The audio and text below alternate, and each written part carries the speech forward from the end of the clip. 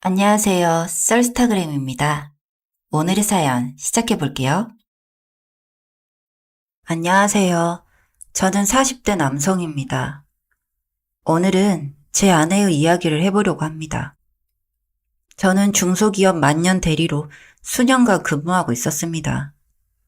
제 아내는 대학 시절 같은 과 후배였습니다. 제가 첫눈에 반해 아내를 쫓아다녔고 그렇게 반년 정도를 쫓아다녀 아내와 연애를 시작할 수 있었습니다. 아내는 대학 시절부터 따뜻한 성품과 배려심이 넘치는 사람이었습니다. 그런 아내 덕분에 큰 싸움 없이 오랜 기간 연애를 할 수 있었죠. 저는 대학 졸업 후 지금 다니고 있는 회사에 취업했고 아내에게 프로포즈 했습니다. 아내를 너무 사랑했기에 가진 건 별로 없었지만 빨리 가정을 꾸리고 싶었습니다. 아내는 흔쾌히 제 프로포즈를 받아주었고 저희는 다음해 봄에 결혼을 했습니다. 아내와 결혼 생활은 제가 상상했던 것 이상으로 행복했습니다. 저는 아내를 고생시키기 싫어 직장 생활을 하지 않고 집에서 집안일을 하며 내조를 해주길 원했습니다. 돈이야 제가 열심히 벌면 되니까요. 그래서 아내는 직장 생활을 하지 않고 주로 집에서 절 기다리며 하루를 보냈습니다. 결혼 후 1년 뒤 저에게 큰 축복 같은 새 생명이 찾아왔습니다. 저는 저와 아내를 똑 닮은 아이가 생겼다는 것에 너무 행복했죠. 저는 아내와 우리 아이를 위해서 더 열심히 일했습니다. 그리고 아이가 태어났고 제가 바라던 대로 저와 아내를 똑 닮은 아이가 태어났습니다. 아이가 태어난 기쁨도 잠시, 저와 아내는 현실적인 문제로 참 많이 힘들었습니다. 네, 바로 돈 때문이었습니다. 그동안 제 월급을 가지고 양가 부모님 조금씩 용돈 드리고 은행 대출 빚 갚고 또 생활비에 쓰고 약간의 저축을 하면서 전략하면서 살고 있었습니다. 그런데 벌이는 마냥 똑같은데 아이가 태어나니 돈 들어가는 게 한두 푼이 아니더군요. 그리고 첫 아이인 만큼 다 좋은 것들로만 해주고 싶은 마음도 있었습니다. 그래서 저는 회사 업무 외에 알바를 시작했습니다. 밤에는 대리운전을 하고 주말에는 배달 알바를 했습니다. 아내와 아이를 고생시키기 싫은 책임감으로 정말 열심히 살았습니다. 그렇게 1년을 회사와 여러 가지 알바들로 가득 채워 보냈습니다. 하지만 제대로 쉬는 날이 없이 일을 하려니 몸이 점점 망가져가는 게 느껴지더군요. 그리고 아내의 걱정도 날로 심해졌고 가족들과 함께할 시간이 줄어드니 행복감도 줄어들어 가끔 현타가 왔습니다. 그래서 저는 알바를 그만두고 회사 일에만 열중하기로 했습니다. 제가 버는 돈으로 아내가 열심히 전략해서 살림을 해보겠다고 해서 알겠다고 했습니다. 그리고 아이가 3살쯤 되던 해 아내는 친정에 아이를 맡기고 나가서 알바를 하려고 하는데 어떻게 생각하냐고 묻더군요. 저는 반대를 했습니다. 아까도 말했듯이 저는 아내가 밖에 나가서 일하면서 고생하는 게 싫었으니까요. 하지만 아내는 아이도 커가고 어린이집도 학교도 보내야 하는데 당신만 일하는 건 좀 아닌 것 같다고. 아직 젊으니까 자기도 나가서 뭐라도 해서 살림에 보탬이 되고 싶다고 했습니다. 저는 처음에는 반대를 했지만 아내의 간절함과 설득 끝에 허락했고 대신 서빙 일이라든지 힘든 일은 안 했으면 좋겠다고 했습니다. 아내는 아줌마 써주는 곳이 맞지 않다고 그냥 자기가 알아서 할 테니 걱정하지 말라고 하더군요. 그렇게 아내는 알바 자리를 열심히 구했고 작은 동네 카페에서 알바를 하기로 했습니다. 아내는 결혼 전에 입버릇처럼 나이 들어서는 동네에 카페를 차려서 오는 손님들과 도란도란 이야기도 하고 그러면서 시간을 보내는 게 꿈이라고 말한 적이 있었습니다. 그래서 아내는 비록 사장은 아니지만 알바로라도 카페에서 일을 하는 게 좋았는지 참 좋아했습니다. 그리고 아내는 대학 졸업 후 거의 바로 저와 결혼을 하게 된 거여서 그게 아내의 첫 사회생활이기도 했습니다. 그렇게 좋아하는 아내의 모습을 보니 괜시리 미안한 마음이 생기더군요. 그래서 저는 제가 열심히 아내를 외줘야겠다 생각했습니다. 아내는 원래 오전에만 잠깐 일을 했는데 그렇게 몇 달을 일하고 나니 아내의 실력이 일취월장했고 좋게 본 사장님이 풀타임 근무를 요청했다고 했습니다. 그 얘기를 저한테 얘기하면서 상기된 표정과 기뻐하던 표정을 저는 아직도 잊지 못합니다. 사실 풀타임으로 근무를 하게 되면 아무리 장모님이 아이를 봐준다고 하더라도 아직 아이는 엄마가 필요한 때이기 때문에 반대를 하려고 했지만 아내의 표정에 쉽게 반대를 할 수 없어서 일단 알겠다고 했습니다. 그리고 아내가 풀타임 근무로 바뀌고 나서는 제가 퇴근 후 아이를 돌봤습니다. 혼자 아이를 돌보다 보니 아내에 대한 고마움과 사랑이 더 커지더군요. 그동안 도와주지 못해 미안한 마음도 커졌습니다. 그러던 어느 날 아내가 올 시간이 지났는데 집에 오지도 않고 전화도 받지 않아 걱정스러운 마음에 아이와 함께 외출 준비를 하고 아내가 일한다는 카페를 찾아갔습니다. 아내가 일을 시작하고 카페에는 한 번도 찾아간 적이 없었습니다. 카페이지만 아내의 일터이고 제가 가면 아내가 불편하고 눈치가 보일 수도 있으니까요. 어쨌든 아내가 예전에 말해줬던 카페 이름과 대략적인 위치를 기억해내 찾아갔습니다. 그런데 이상하게 그 위치에 카페가 없었습니다. 그래서 저는 핸드폰으로 그 카페를 검색해봤는데 이상하게도 그런 카페는 없더라고요. 저는 대체 이게 무슨 일인지 감이 잡히질 않았습니다. 그리고 할 수 없이 다시 집으로 향했습니다.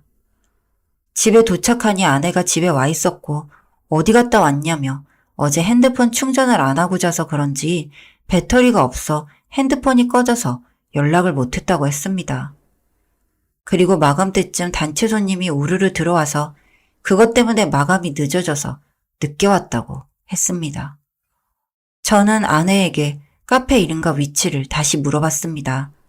제 기억이 틀렸을 수도 있으니까요. 하지만 아내가 다시 말해준 이름과 위치는 제가 기억하는 것과 똑같았습니다. 저는 아내에게 당신이 전화도 안 받고 올 시간이 지났는데도 안 와서 지금 갔다 오는 길인데 그런 카페는 없던데? 라고 말했고 아내는 엄청 당황한 표정이었어요. 저는 그런 아내의 표정을 보면서 안 좋은 생각이 들었습니다.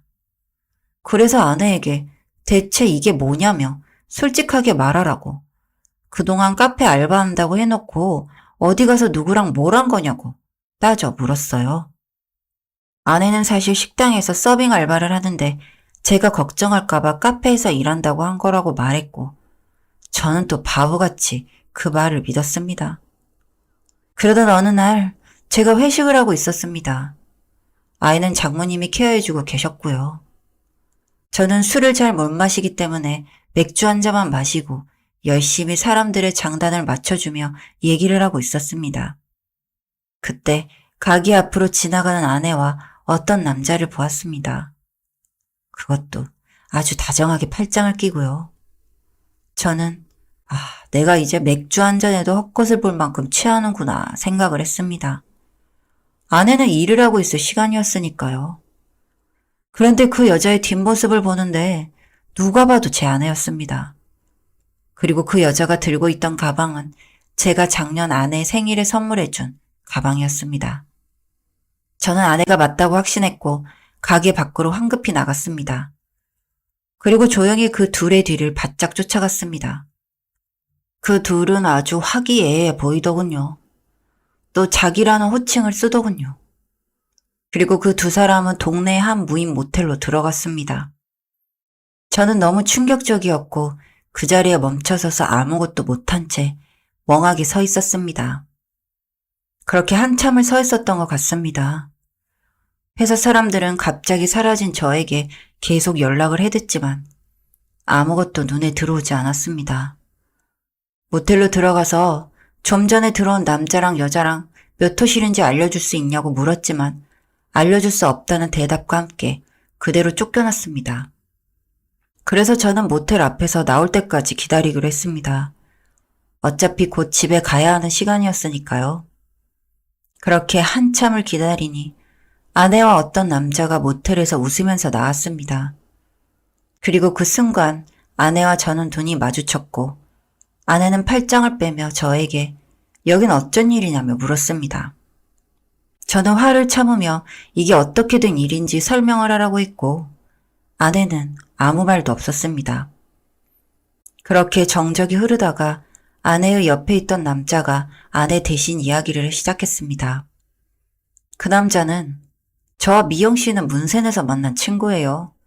얘기도 잘 통하고 나이 또래도 비슷하고 처지도 비슷해서 친하게 지내다 보니 그만 해서는 안 될 짓을 저질렀습니다. 죄송합니다. 라고 말했습니다. 알고 보니 그 남자는 부인이 본인보다 잘 나가는 사람이라서 대신 육아휴직을 쓰고 집에서 살림을 한다고 했습니다. 그렇게 둘 다 집에서만 있다 보니 말도 잘 통하고 끌렸다고요. 그리고 제 아내는 대학생 때 절 만나서 저 아닌 다른 남자를 만나본 적이 없었습니다. 그래서 제가 아닌 다른 남자를 만나보니 저에게는 없는 부분이 그 남자에게는 있어서 끌렸다고 했습니다. 저는 너무 순수하고 착했던 아내의 바람에 충격을 받았지만 아내를 용서해줄 생각이었습니다. 바보같이 말이죠. 이번 한 번뿐이니 용서해주겠다고 했죠. 하지만 아내는 이혼을 요구했습니다. 너무 섣부르게 결혼을 한 것 같다고 하면서요. 그리고 아이는 저보고 키우라고 했습니다. 자기는 직장이 없으니까요. 저는 너무 어이가 없었어요. 결국 이혼 소송으로 번지게 되어 어렵게 저희는 남남이 되었고 아이는 저희 부모님께서 키워주기로 하셨습니다. 그렇게 저희는 이혼하게 되었고 이혼 과정에서 그 남자의 부인과도 안면을 트게 되었습니다. 그 남자의 부인은 누구 좋으라고 이혼을 해주냐며 이혼을 해주지 않아서 얼마 후 아내와 그 남자는 헤어졌다고 했다는데 모르죠. 정말 헤어진 건지 숨기고 만나고 있는 건지는요. 그리고 저는 지금 그 남자의 부인과 그 남자 몰래 연애 중입니다. 누구든 공평하게 죗값은 받아야 하니까요.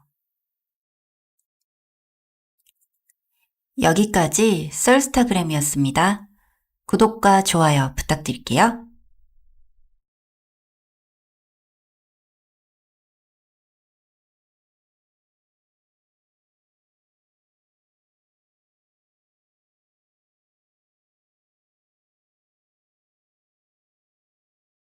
저희 친정엄마는 뇌종양으로 아프시더니 결국 고인이 되셨네요.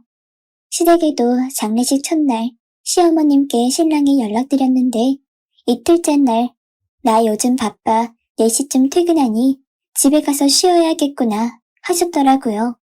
정말 몸이 아프시다거나 못 오시는 부득이한 사정이 있으면 저도 당연히 이해를 하는데요. 이번에는 절대 이해할 수가 없었어요. 이렇게는 못 산다 싶었죠. 언제부터 잘못됐는지 기억을 더듬어 봤어요. 그랬더니 오래전부터 여러 가지 조짐이 있었더라고요. 제가 임신했을 때 배가 많이 나왔었거든요. 시어머니가 배 때문에 움직이기 불편하니 저희를 도와주겠다고 하셔서 감사했죠. 저는 그 말을 믿고 직장을 다녔고 살림살이는 시어머니께서 맡아서 해주신다고 해서 출산 전에 시댁에 들어갔어요. 임신 기간 중에 직장을 다니고 있어서 시어머니랑 크게 부딪히는 것도 없었습니다. 그리고 나서 출산 휴가 동안 한 달 정도 사이에 시어머니가 이미 조금 이상해 보이기 시작했어요. 친구를 만나러 가는 것도 신랑뿐 아니라 시어머님 허락도 받아야 했어요. 소소하게 라면 하나를 먹어도 눈치를 엄청 줬어요. 심지어 화장실을 사용하는데 어디서 씻어야 하는지부터 하나하나 간섭을 하기 시작하는데 처음에는 알아서 씻을게요 하고 넘어갔어요. 여기서 씻어라, 저기서 뭐 해라 등등 작은 것까지도요. 시어머님이 안방을 쓰라고 하셔서 제가 안방을 쓰고 있었어요. 몸이 너무 무거워 그냥 안방 화장실을 썼거든요. 제가 움직이는 동선 하나하나 다 분석을 하시더라고요. 안방 화장실에는 비데가 없고 안방 화장실을 쓰면 냄새나니까 쓰지 말라는 등 계속 이야기하시는데 잔소리 끝판왕이었어요. 산후조리는 조리원에서 하기로 했죠. 산후조리가 끝나고 나서 친정엄마가 많이 안 좋으시니 어쩔 수 없이 다시 시댁으로 들어갔어요. 도우미를 부를 형편이 아니었고요. 시댁으로 들어가니 이래라 저래라 애기는 이렇게 봐야 하는데 저렇게 봐야 하는 등 또 엄청난 잔소리를 했어요. 조리원 안에서는 정말 편하게 있었는데 시댁을 와보니 가만히 있을 수가 없었어요. 시부모님이 밖에 나갔다가 들어오면 집에 있는 얘가 아무것도 안 했냐며 애나 보는데 뭐가 그리 힘들다고 가만히 있냐면서요. 그것도 말을 이쁘게 하는 게 아니라 짜증 부리는 듯 말하면서 달달 볶았죠. 그냥 시어머님이 안 그러면 참을 수 있었는데 시아버지도 덩달아 애가 울면 짜증을 내면서 한 번도 안아주지 않더군요. 이럴 거면 시댁에서 도와줄게라는 말을 하지 말던지요. 이렇게 있다간 저도 죽을 것 같고 아이도 제대로 키우지 못할 것 같아서 이런저런 핑계를 대며 집으로 돌아왔어요. 몸은 불편해도 마음만은 정말 편했습니다. 그 와중에 시어머니는 요즘 세상에 며느리 산후조리 해주는 시엄마가 어딨냐며 생색이란 생색은 다 내더라고요. 그리고 아이가 6개월쯤 됐을 때 남편이 한동안 6시 출근을 했어요. 파견 근무인데 점심을 먹을 것이 없다고 해서 도시락을 싸줬어요. 새벽에는 아이가 예민해서 작은 소리에도 깰 때가 많았어요. 도시락을 싸다가 아이가 깨서 남편에게 이거 쌀 동안만 잠시만 보고 있으라고 했죠. 안고 해보려고 했는데 허리가 통증으로 너무 아파서 못하겠더라고요. 남편도 출근 준비로 바쁘니 저보고 애를 보라고 하는 거예요. 순간적으로 점심 도시락 싸고 있는 거 안 보이냐고, 어떻게 도시락 싸면서 애를 볼 수 있냐고 물었더니 남편이 애 없고 도시락 싸면 되는 거 아니냐며 도리어 큰 소리를 쳤어요. 순간 저도 화가 나서 고래고래 소리를 지르면서 싸웠죠. 남편은 출근을 해야 해서 가고 저는 아이 재우고 아기 깰까봐 혼자 대문 밖에서 울고 있는데 시어머니와 교회를 다녀오시면서 딱 마주쳤어요. 제 이야기를 듣고 처음에는 달래주는 척하더니 이내 하는 소리가 도시락 싸면서 김치랑 국은 쌌냐고 하더라고요. 그럼 도시락에 김치랑 국을 쌌는지 무엇을 담았는지 기억이 안 날 정도로 정신이 멍했어요. 잠을 좀 자야겠다 싶어서 집으로 들어왔어요. 시어머니는 큰 방에서 아이와 같이 있었고요. 저는 작은 방에서 잠이 들었어요.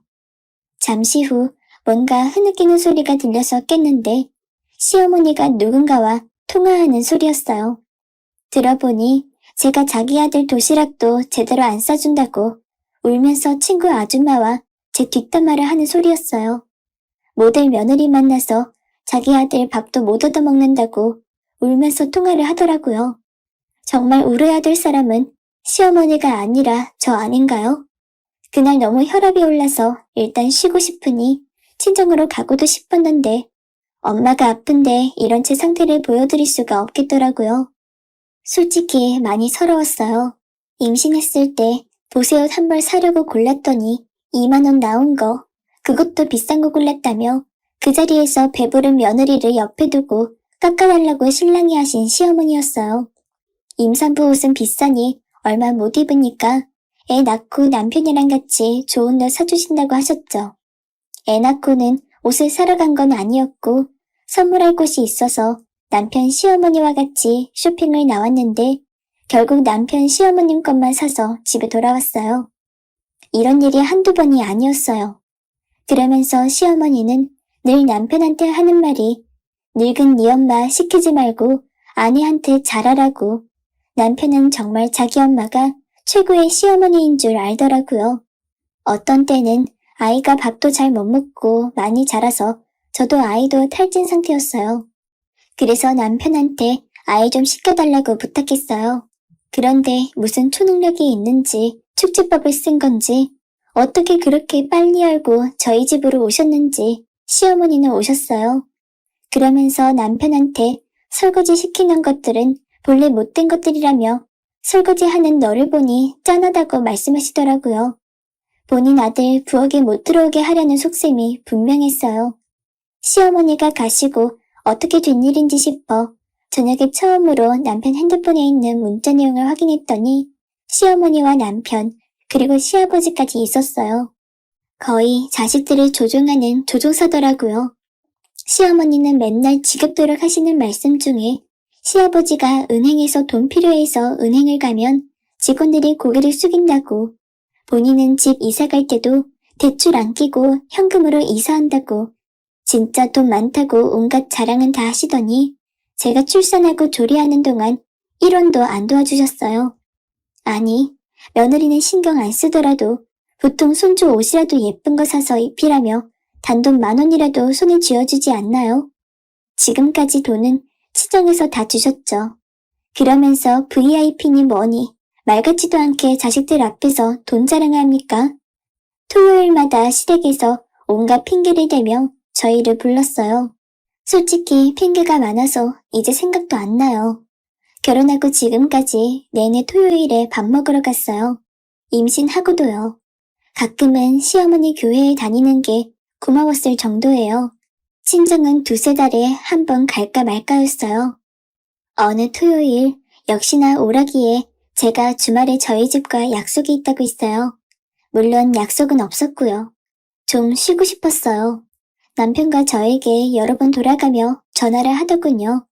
진짜 주말에 우리가 약속이 있는지 없는지를 떠보는 거죠. 이미 말을 맞춘 상태여서 그렇게 넘어갔지만요. 더 놀라웠던 건 그 전화를 시아버지가 한 거였어요. 그런 행동을 보고 많이 실망했죠. 시댁하고 주말에 밥 먹고 시간 보내려고 결혼을 한 건 아닌데 말이에요. 하다 친구들 만나는 것도 말씀드려야 해요. 어느 주말 저녁 제가 친구들하고 약속이 있어서 시댁에 갔다가 미리 점심 먹고 일찍 가보려고 하는 찰나에 저녁은 뭐 먹을까? 시어머니께서 물으시며 밖에서 먹기는 좀 그렇지 않니? 하시길래 제가 지인들하고 약속이 있어서 안 될 것 같다 하니 하시는 말씀이 그러면 좀 미리 말해달라고 하는 거예요. 정말 당황스러운 건 단 한 번도 식사할 때 미리 약속도 안 잡고 대뜸 전화가 와서 밥 먹자고 해서 안 된다면 정색하고 눈치 주시면서 제가 간다니 왜 미리 말 안 했냐고 하시더라고요. 며느리가 친구 보러 가는데 시댁에 말해야 되나요? 물론 주말에 중간중간 시아버지와 단둘이 있게 될 시간에 토요일마다 집에 오는 게 쉽지가 않다. 우리도 해야 할 일도 있고 쉬고 싶은 날도 있다고 말씀드렸어요. 그러니 이해해달라고 제가 직접 말씀드렸죠. 진지하게 말씀드리면 이해하실 듯 했어요. 하지만 그런 바람과는 상관없이 계속 부르고 찾았어요. 그 집 착한 아들은 그저 괜찮아요. 네 합니다. 저만 나쁜 놈이죠. 뭐 보통 시집살이 하면 시어머니라고 생각하시지만 저희는 좀 희한하죠. 다 같이 시어머니 같은 분들이라고나 할까요? 며느리 사랑은 시아버지라는데 뭔 개떡 같은 소린지. 그러다가 결국 친정엄마 장례식에서 터지고 말았네요. 엄마 장례식을 그래도 성심성의껏 치르고 싶었고 아기는 아직 어려 하루 정도 전에 식장에 데리고 있다가 시댁에 잠시 부탁드리려고 했습니다. 그것도 일이 있다고 거절하셨는데 여기까지는 그러려니 했어요. 아까 말씀드렸지만 시어머니가 친정엄마 장례식에 안 오셨어요. 그 이유가 오전이랑 오후에 교회에 예배 드려야 된다고 안 오셨네요. 시어머님은 평소에는 독실한 크리스찬은 아니었는데 자신들 제사나 생신 때는 일요일이 끼어 있으면 무조건 그 주일에 교회를 빠지던 사람인데 매년마다 있는 자기들 생일 때는 잘만 빠지던 교회를 평생에 많아도 2번뿐인 장례식에 오전 오후 전부를 다 참석할 거라고 하셨더라고요. 거기다 시아버지께서는 종교가 기독교가 아닙니다. 시댁은 유교사상 숭배하는 집안이고 시아버지께서는 시어머님이 교회 다니는 걸 탐탁지 않아 했어요. 근데 여기서 더 압권인 건 신랑이 제 눈치를 보면서 시아버지께 어머니는 교회 간다고 같이 안 오셨어요? 그럼 다녀와서 2분이 같이 오시지. 늦으니 일부러 혼자 오셨어요? 하고 물었거든요. 그랬더니 시아버지께서 아니, 그건 아니고 교회 갔다가 개밥 줘야 돼서 그래. 개 굶기면 안 되잖아. 그래서 네 엄마 보고 개밥 주라고 그러고 나 혼자 왔다. 그러시더라고요. 웃으시면서 친정 아빠도 계시고 주변에 사람들도 있는데 제가 시집을 잘못 갔다고 떠들어대는 것도 아니고 진짜 머리끝까지 화가 났고 돌아가신 우리 엄마한테 그리고 아빠한테 정말 미안했어요. 그 시간이 빨리 지나갔으면 했습니다. 그래도 우리 엄마 장례식장에서 소란을 피울 수는 없어서 많이 참았어요. 그 당시도 기분이 진짜 더러웠죠. 마음을 추스르고 생각할수록 평생 기억날 만큼 기분이 나쁩니다. 개밥이라니. 사돈이 상을 당했는데 개와 개밥이 더 중요한가요? 시댁 식구들도 사이가 안 좋아서 하나도 안 오더라고요. 다들 일이 있는 모양인데 핑계인지 진짜인지는 알 길이 없죠. 지들이 사이 안 좋은 건 안 좋은 거고 사돈 장례식에 신경도 안 쓰는 건 무슨 경우입니까? 신랑 쪽에 형식적인 자리는 한 모양인데 시댁에서 이러는 게 정상인가요? 그리고 시아버지께서 장례식장 오셔서 저희 친정아버지께 그 어떤 위로도 한마디 안 하셨고요. 그저 친정아버지께 딱 한마디 하시더라고요. 저희 엄마에게 얼른 잊으시고 자기 소중한 것을 찾으면서 용기 내시라고 하고 있더라고요. 정말 놀러 오신 줄 알았습니다. 신랑한테 진짜 기분 나쁘다 말하니 그게 아니라 아버지가 말로는 개밥 때문이라지만 말주변이 없어서 그런 거지 사실은 시간이 너무 늦어져서 혼자 오신 건지 무슨 교회가 저녁 8시면 끝나냐 물었더니 어머니 교회 마치고 집에 오시면 4시쯤이랍니다. 그걸 그 상황에 아무 생각 없이 4시라고 얘기하는 그 모질이 신랑이나 개밥 때문에 사리 분별 못하는 시아버지나 어머니는 자기한테 전화와서 오고 싶어 하는 마음을 내비친다는 둥 신랑이 자꾸 시댁 두둔하며 이렇게 말하는데 솔직히 정말 오실 마음이 있었다면 교회를 오후까지 갈 것이 아니라 오전 예배만 참석하고 오후에는 두 분이 같이 오셔도 되는 것 아닌가요? 어차피 시아버지도 5시쯤 오셨는데 그렇다고 장례식장이 집에서 멀리 떨어져 있는 것도 아니었어요. 거리는 1시간 조금 넘는 거리였거든요. 그러면서 신랑은 이걸 섭섭해할 수는 있어도 잘못된 건 아니다. 사람마다 입장 차이가 있는 거 다 아는데 이 집 식구들은 개처반이었죠. 시어머니는 자기 친정일은 엄청 챙기시는데 자기 친정어머니가 돌아가셔도 교회 가야 된다고 장례식장에 코빼기도 안 비칠까요? 그때도 신랑이 말하는 입장 차이가 있을까요? 엄마 보내고 친정아빠를 보러 갔더니 엄마는 참 기운이 없으셨어요. 우리 시댁이 어쩌니 저쩌니 말씀하실 기운도 없어 보였으니까요. 그런 아빠를 보니 결혼해서 시댁에 붙어 살면서 할 만큼 했으니 이제는 제가 아빠 옆에 붙어서 살아야 되겠다는 생각이 들더라고요. 평소에도 손주를 너무 예뻐해서 다른 생각 안 하셨으면 좋겠다는 생각에 일주일 정도만 아들을 두고 가기로 했습니다. 아빠도 찬성하셨고요. 제가 간간히 들리면 되고 아들도 좋아라 하더라고요. 그리고 나서 엄마 돌아가신 지 일주일도 안 지난 마당에 시댁에 들어가니 시부모도 보기 싫었고 남편도 마찬가지였어요. 그래서 아무 말 안 하다가 당일날 남편에게 나 개밥 주러 가야 해. 그래서 오늘 생신은 참석 못하게 됐어. 당신만 다녀와 했습니다. 무슨 소리냐 그러길래 응, 이번 주부터 유기견 봉사 나가기로 했어. 많은 사람과의 약속이라 나가봐야 해. 당신 혼자 다녀와 라고 하니 남편이 난리가 났습니다. 아버지 생신날 봉사는 무슨 봉사냐고요? 왜? 사람마다 입장 차이가 있는 거 아냐? 개밥이 정말 중요한 것 같던데 나도 개밥 좀 잘 챙기면서 살려고. 신랑일을 하다 결국 남편 혼자 시댁에 갔습니다. 조금 있다 남편이 도착했는지 시어머니와 시아버지가 난리가 났어요. 저는 그냥 전화를 끊고 아빠도 보고 아들도 볼 겸 친정에 다녀왔습니다. 가서 아빠와 노래도 듣고 예쁜 우리 아들이랑 놀다가 왔죠. 저녁에 집에 왔더니 시어머니, 시아버지 다 와 있는 겁니다. 제가 들어가자마자 두 분 다 도끼 눈을 뜨고 쳐다보고 계시는 거예요. 아니, 어디서 배워먹은 버르장머리야? 시아버지 생신날 봉사를 하러 가? 그깟 봉사가 뭐가 그렇게 대단해? 저는 그냥 뚜껑이 열려서 아무 소리가 들리지 않았어요. 지금 여기가 어디다 대고 부모라고 합니까? 하기사 그런 거 구분 못하는 사람들이었으면 아무리 못해도 장례식에 고개를 들이밀었겠죠. 저기 봉사가 아니라 엄밀히 말하면 개밥 주고 왔어요. 개밥 주는 일은 사돈 장례식도 못 올 만큼 중요한 일 아닌가요? 아버님 생신이야 매년 오는 거고 개밥은 지금 꼭 줘야 하는 거잖아요. 그리고 제 부모 욕하고 계시는 어머님, 아버님 아들은 얼마나 잘 살까요? 똥인지 된장인지 살이 분별 못하고 살면서 뭐가 중요한지도 모르고 사는 걸 보니 부모님이 똑 닮았네요.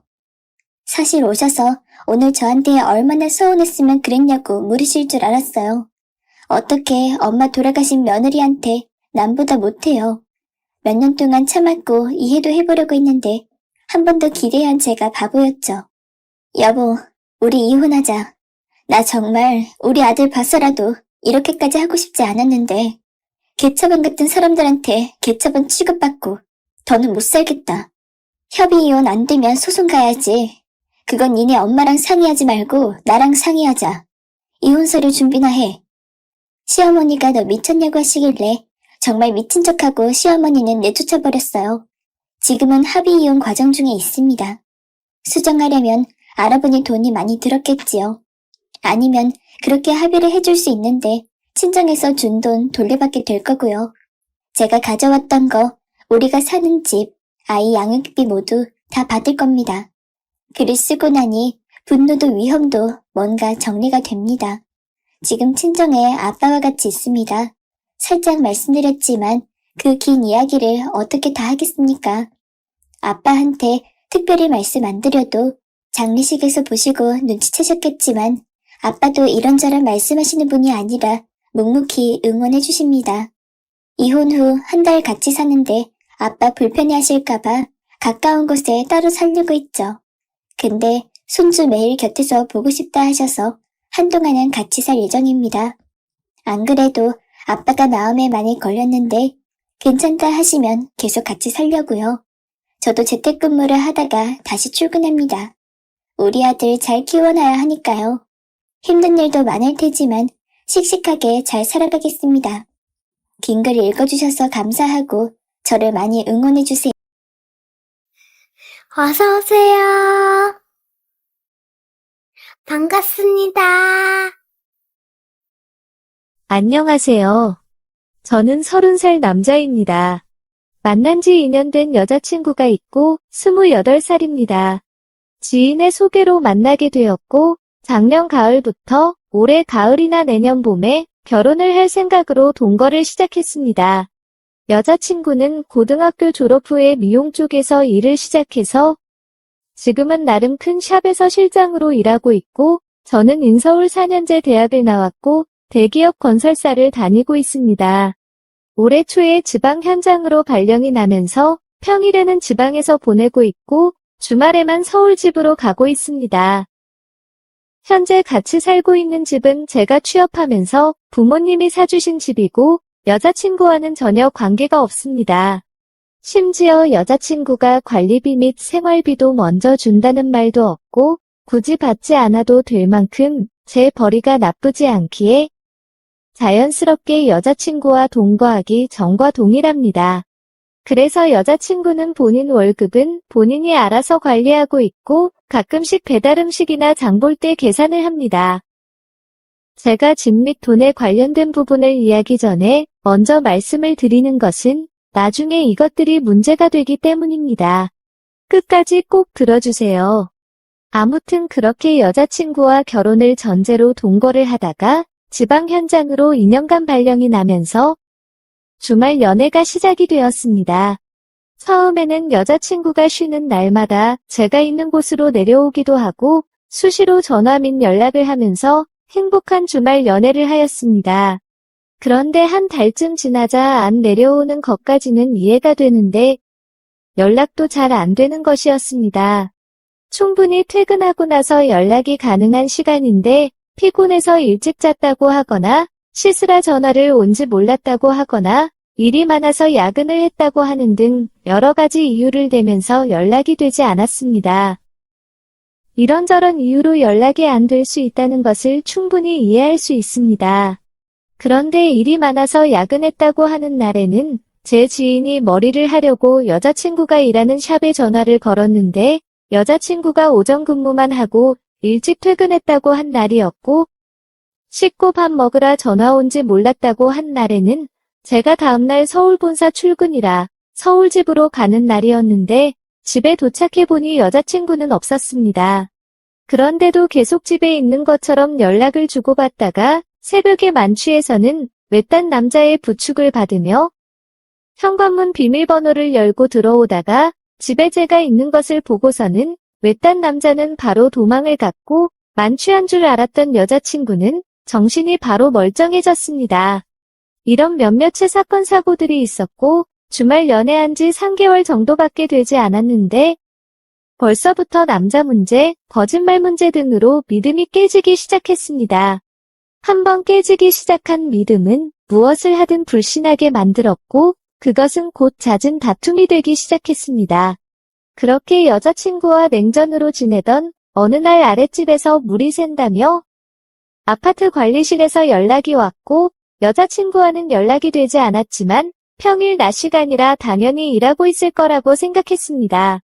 누수 원인 및 수리를 하려면 저희 집을 확인해야 된대서 근처에 살고 계시는 어머니께 부탁을 드렸습니다. 그렇게 어머니, 아파트 관리실 직원, 아랫집 사람, 누수업체 직원까지 제 집을 열고 들어갔더니 여자친구와 만취한 여자친구를 부축해온 그 남자가 제 집, 제 방, 제 침대에서 뜨겁게 서로를 탐하고 있었습니다. 결혼을 전제로 양가 부모님과 허락을 받고 시작한 동거였기에 어찌 보면 거의 결혼한 상황이나 마찬가지인데 여자친구가 다른 남자와 그 짓거리를 하고 있는 것을 보신 어머니께서는 비명을 지르셨고 다른 분들은 어찌해야 할지 몰라서 난감해하시다가 30분 뒤에 다시 오시겠다며 아랫집으로 가셨습니다. 어머니는 바들바들 떨리는 목소리로 저한테 전화를 주셨고 저는 곧바로 서울 집으로 출발하였고 서울에서 일하고 있는 여동생에게 빨리 제 집으로 가보라고 하였습니다. 집에 도착해보니 엄마는 많이 놀라셨는지 여동생 손을 꼭 붙잡고서는 소파에 앉아 계셨고 여동생은 놀란 엄마를 돌보고 있었습니다. 그러는 와중에 여자친구는 거실에 무릎 꿇고 앉아서는 잘못했다며 용서를 비는 것 같았습니다. 그런데 동생이 저 언니랑 절대 결혼하지 말고 헤어지자라고 하면서 제 핑계를 대면서 다른 남자와 바람 피운 것을 정당화하고 있다는 것이었습니다. 저와 사이가 나빠져서 딱 한 번, 아주 잠깐 한눈을 팔았다면서 억울하다는 식으로 이야기했다는 것이었습니다. 결국 그 자리에서 헤어지자고 말을 하였고 본인 물건을 챙겨서 나가라고 하였습니다. 그랬더니 자기 집에서 자기가 왜 나가냐면서 저와 어머니 그리고 여동생 보고 나가라는 것이었습니다. 도저히 대화가 되지 않아서 경찰을 불려서 여자친구를 끌어냈고 여자친구의 짐을 제가 챙겨서 여자친구의 부모님 집으로 보냈습니다. 그렇게 모든 것이 끝이 나고 정리가 되는 줄 알았습니다. 그날 이후로 그 여자친구가 밤마다 찾아와서 부모 집으로 찾아와서 소동을 피웠는지 저희 부모님은 제가 신경 쓰지 힘들어할까봐 아무 말씀도 안 하셨는데 아파트 관리실에서 저한테 연락이 왔습니다. 주변 세대에서 민원이 많이 들어오니 빨리 해결 좀 해달라고 하면서 부탁한다고 하였습니다. 결국 수신 차단해놨던 여자친구에게 전화를 걸었습니다. 드디어 저와 연락이 되었다면서 헤어질 때 헤어지더라도 정확하게 계산할 것은 계산해야 되지 않겠냐면서 만나자고 하였습니다. 그래서 만났더니 어찌됐든 사실혼 관계나 다름이 없는 동거였다면서 결국 헤어지는 것도 이혼이나 다름이 없으니 재산 분할을 해달라는 것이었습니다. 무슨 재산을 분할해주냐고 물었더니 제가 가지고 있는 집과 외제차, 그리고 저축해둔 현금과 주식자금 등을 말하는 것이었습니다. 재산 형성하는데 여자친구가 기여한 것은 하나도 없는 데다가 집은 여자친구 만나기 전에 부모님이 주신 것이고 차도 여자친구 만나기 전에 제가 벌어서 산 것이고 현금과 주식자금 역시도 제 월급으로 만든 재산인데 왜 줘야 되냐고 물었더니 이혼하면 무조건 재산은 반반이라면서 달라고 하는 것이었습니다. 안 주면은 줄 때까지 저희 부모님 집을 찾아가든 제 회사로 찾아오든 해서 줄 때까지 괴롭히겠다는 식으로 협박을 하길래 좋은 게 좋은 거라고 300만 원 정도 주고 조용히 끝내려고 하였지만 요구하는 것이 너무 과해서 관련 내용들을 전부 모아서 경찰에 고소도 하였습니다. 제가 고소한 것을 알면서도 여자친구는 무조건 본인의 논리와 주장이 맞다면서 소송을 해서라도 재산을 가져갈 거라면서 아주 당당하게 재산 몰래 숨기거나 떼돌리지 말고 딱 기다리라고 하더군요. 저한테 사과와 용서를 구해야 하는 것이 맞지 않나요? 그게 일반적인 상식이 아닌가요? 결혼까지 생각했던 여자한테 이렇게까지 뒤통수를 맞고 나니 세상 참 무서운 곳이라는 것을 다시 한번 번쩍 생각이 들게 되더군요. 오늘의 사연은 여기까지입니다. 구독과 좋아요, 알림 설정 부탁드립니다. 긴 글을 읽어주셔서 감사합니다. 구독과 좋아요 꾹꾹 눌러주세요. 꾹꾹. 알림 설정도 꾹꾹 눌러주세요.